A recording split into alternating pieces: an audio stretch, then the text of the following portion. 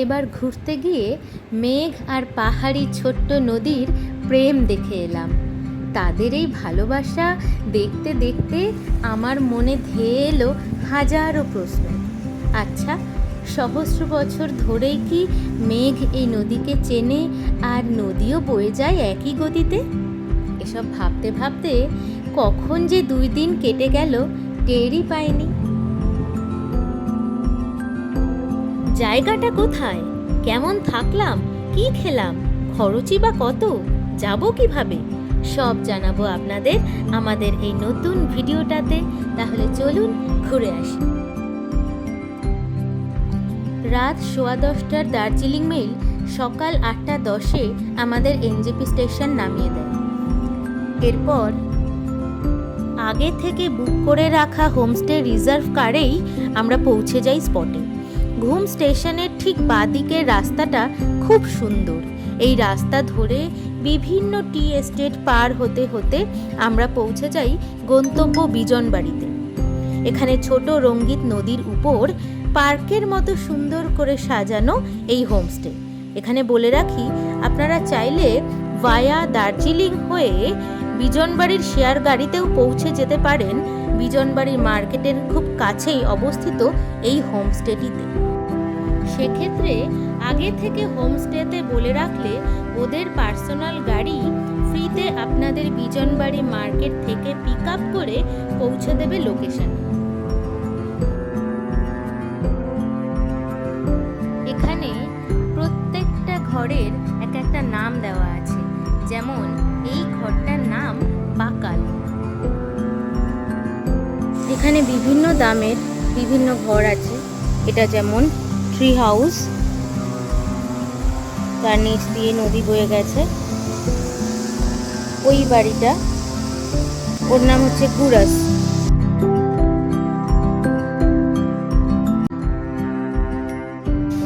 ওইটা হচ্ছে ডাইনিং।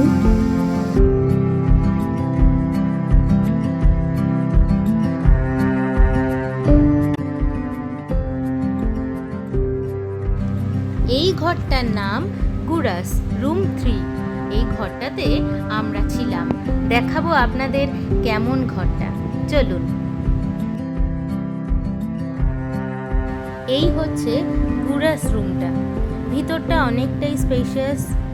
2টো বিছানা আছে, 4 জন ইজিলি থাকতে পারবে। 2টো চেয়ার, একটা টি টেবিল, একটা আলমারি,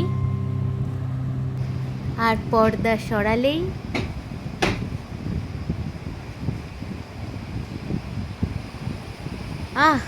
আর কি চাই।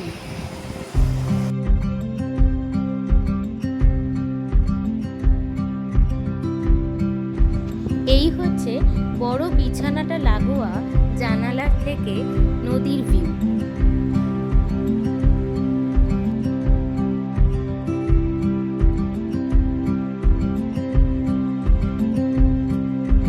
এই বারান্দায় চায়ের কাপ নিয়ে বসে নদীর গর্জন আর পাখির ডাক শুনতে বেশ লাগবে।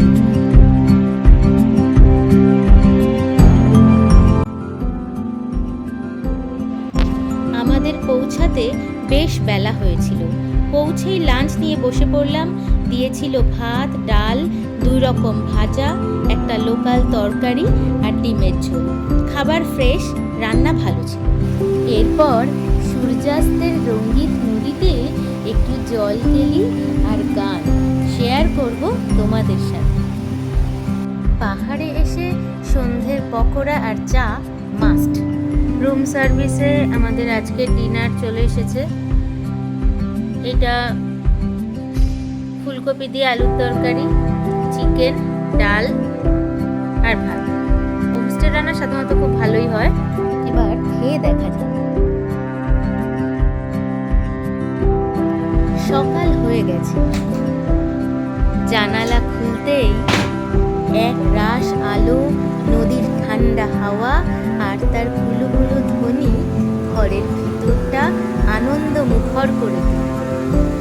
এখানে আপনাদের জানিয়ে রাখি, প্রাকৃতিক সৌন্দর্য হিসাবে জায়গাটি তুলনাহীন, কিন্তু মেইনটেনেন্সের অভাব আছে। আমাদের রুমের কলটা ভাঙা পেয়েছি, পরিষ্কার পরিচ্ছন্নও ছিল না।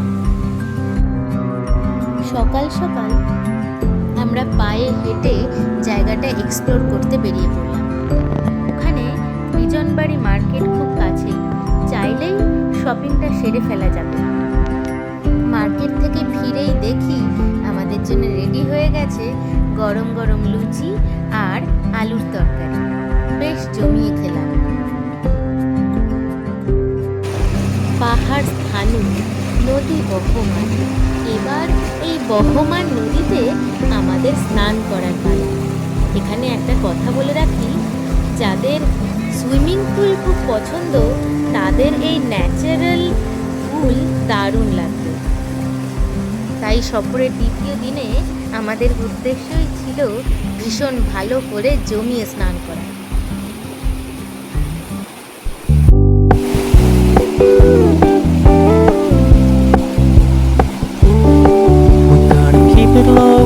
Keep it softly spoken, with no strings tying you to me. I'm happy in your company with no emotion, 'cause my love deserves to be free. I never wanna look at a house in the garden, I never wanna lock you down. I know you're not mine, it's just my turn, but we can still have fun for now.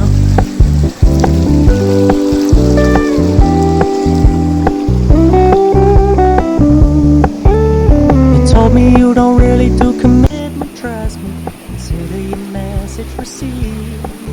When you said you couldn't take us too seriously, I must admit এটা হচ্ছে রঙ্গিত হোমস্টের reception area. আমরা কথা বলে নেবো এখানে reception ভাইয়ের সাথে। তো भैया इधर कैसे आना है, क्या क्या रूम है ये बता दीजिए। मैम हम लोगों का टोटल 9 रूम है। 9 रूम में हम लोगों का अलग अलग एकोमोडेशन है, और आपको आने के लिए डायरेक्ट बुकिंग भी कर सकते हैं, नहीं तो हम लोगों का ऑनलाइन में आपका नंबर भी है, वहाँ करके भी आप व्हाट्सएप करके आ सकते हैं। और आने के लिए आपको गाड़ी वगैरह वो भी सब हम लोग प्रोवाइड कर सकते हैं। अच्छा, और पर रूम कैसा प्राइस है ये भी बता दीजिए। हम लोगों का 1500 पर पर्सन करके, उसमें आपका 3 times meal, lunch, dinner, evening tea snacks और ब्रेकफास्ट होगा। Thank you. নর্থ বেঙ্গল অফবিটসের থার্ড দিনে আমরা বিজনবাড়ির থেকে বেরিয়ে পড়েছিলাম নতুন অফবিটসের সন্ধানে। পথে পড়েছিল লিম্বুবাস্তির এই স্কাইওয়াক।